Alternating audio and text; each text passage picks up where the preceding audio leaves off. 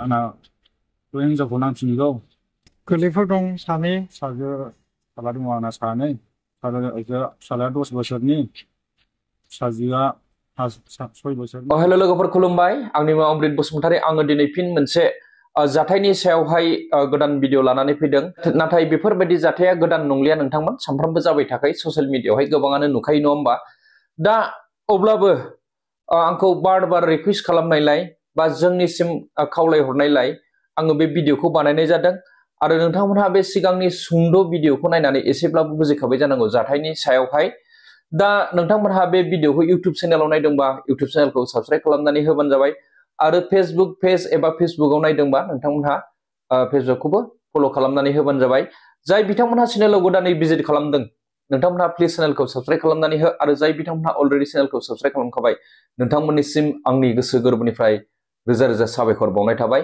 दे बिदिब्ला नोंथांमोन भिडिअखौ स्टार्ट खालाम दिनै नोंथांमोन बे जाथाया आङो क्लियारलि खोन्थाखानोसै माने मोजां मोनलायनानै दोनखारलायनाय हाबा जाखानाय गथ' गथाय गोनांखा हौवा हिनजावजों माने दोनखारलायदों बावैसो बियो बेंगलराव जानाय जाथाय नाथाय बिसोरो चिरां डिस्ट्रिक्टनि जोब सानैबो दा बेंगलरनिनो नैबे नेलमांला एरियायावहाय थायोमोन बिसोरो मोनसे स' मिलावनो नैबे हिनजावाबो फिसायजों थाफायोमोन लोगोसे आरो बै जे जाय लाखारग्रा हौवा दोनखारग्रा नङा होमबा बेबो एखे कम्पानि एखे स' मिलावनो दंफां मिलावनो ज' खामानि मावोमोन बिसोरो दा बिनि गेजेरावनो बोरै बोरै बेफोरबायदि जानानै फैखो बुजिनो मोनला मोजां मोनलायनानै खारबाय होननानै मिथिनो मोननाय जादों बे खारनाय दिना जाहैबाय बावैसो बे जुलाइ दाननिनो शनिबार 6 तारिख खालि मोनानिफ्राय बिसोरो खारदों दा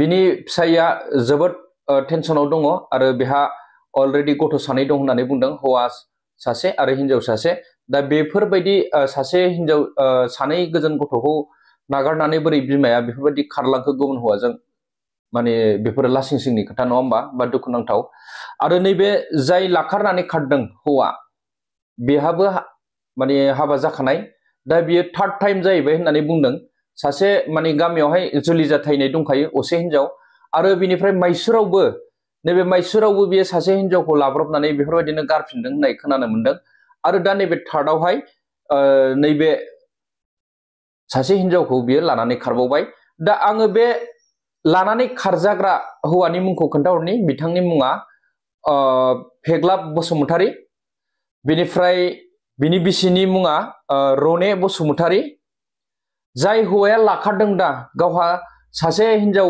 दंखायो आरो बेहाबो गथ' गथाय दंखायो आरो माइसुरावबो लाफ्रामनानै गारखाबाय बेनिफ्राय आरो नै दिनै गावजोंनो लोगोसे खामानि मावफाग्रा गावनिनो खाथि खाथि गामिनि बिसोर गामि सेबायदियानो जाहैबाय गामि खाथि खाथि बेखौनो आरो बे लानानै खारबावबाय थगाय थसि खालामनो खारखोना मारैहाय ना मोजां मोनलायनानै बुजिनो मोनला दा बेखौ गावसोरसो मिथिसिगोन दा बिनि मुङानो जाहैबाय दोमैलु नार्जारी बिफानि मुङा अरन नार्जारी नोंथांमोन दा आङो बिसिनि एड्रेसखौ फोरमायहरनि बे हौवानिखौ लाखारग्रानिखौ आरो आङो माने बिसिनि फट'फोरखौ आं स्क्रिनाव होनानै होनाय जागोन नोंथांमोनहा सिनायखागोनानो गोबाङानो चिरां डिस्ट्रिक्टनिया आरो कन्टेक्ट नाम्बारखौबो आं होनानै होगोन जे हौवानि कन्टेक्ट नाम्बारखौ नोंथांमोनहा बे कन्टेक्ट नाम्बाराव बबेबाफोर जायगायाव नुसनोबा कल खालामहरबानो जाबाय बा WhatsApp मेसेज खालामहरबानो जाबाय आरो आंनि नाम्बारखौबो होगोन नोंथांमोनहा आंनोबो खोन्थाहरनो हागोन बबेबाफोर जायगायाव नुसनबायोब्ला दा मिथिनो मोननाय बादिब्ला मेजेस्टिक एरियायावनो दङ बायदि खोनादों आरो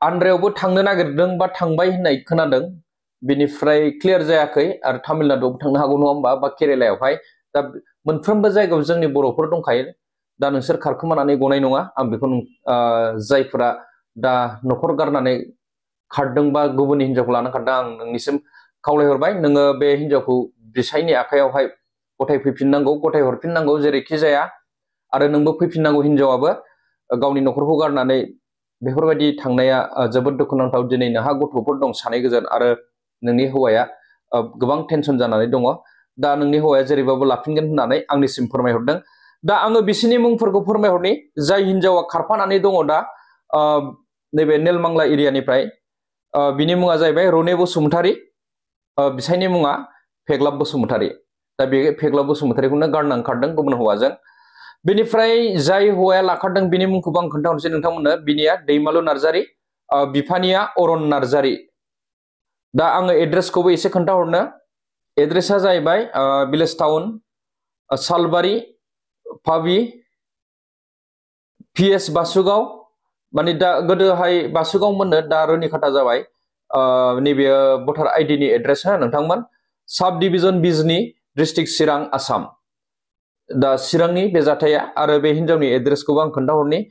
village town Ranipur FB, PS Basugaon लिरदों बाहायबो भटार आइडियाव, खिन्थु दा PS आ रनिखाता बेनाबो। साब डिभिजन चिरां, डिस्ट्रिक्ट चिरां, आसाम 783375 पिन क'डा नोंथांमोन। दा आरो बे नैबे जाय हौवाया जे हिनजाव लाखारनानै खारजादों बेनि एड्रेसखौबो आं खोन्थाहरनि। नाम्बार 3 रानीपुर, PS बासुगाव, बिजनी, रानीपुर,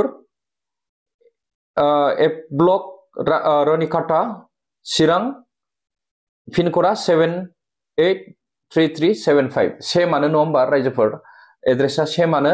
दा आं बेखौनो खावलायनो सानो रायजो राजाफोरा बहायबाफोर नुयोबा थाबैनो इनफरमेसन हरबानो जाबाय। जे स्क्रिनाव होखादों नाम्बार नङा होमबा, बे नाम्बारावहाय, कन्टेक्ट नाम्बारावहाय बा मबाइल नाम्बाराव WhatsAppनि गेजेरजोंबो नोंथांमोनहा आरो बबेबाफोर नुयोबा हमथानानै दोननानै आंनिसिमबो रिपर्ट खालामहरनो हागोन। दा नोंथांमोन हौवायानो बा फेग्लाब बसुमतारियानो गावनिफ्राय सर्ट भिडिअ बानायनानै हरखादों। दा नोंथांमोनहा बे सर्ट भिडिअखौ गुदिनिफ्राय जोबजासिम नायनानै होबानो जाबाय। दे बिदिब्ला नोंथांमोन बे भिडिअखौ नायलांदो। गिबियावनो रायजो राजाफोरनिसिम खुलुमनाय थाबाय। दा आङो भिडिअ बानायनाय जाहोनानो जाहैबाय माने आंना हिनजावा खारदों आरोखि ना, बेनि थाखायनो आं दा भिडिअ खालामनाय जादों।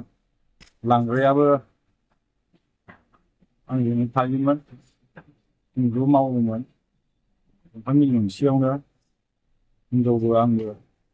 बे लांग्राबो जायगाया जाहैबाय निल बांला आश्रम, बेवहाय थायोमोन जोङो। मिलनि नामा जाहैबाय बिद्या टेम्बार।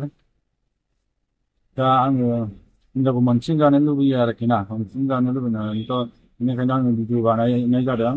रायजो राजाफ्रा बहाबा नुबाय बायनानै जाहाथे खोन्थाहरनो हायो आरोखि। आंना बे हिनजावखौ नांफिनगौ। गोरलैफोर दं सानै। फिसाला दङ आंना सानै।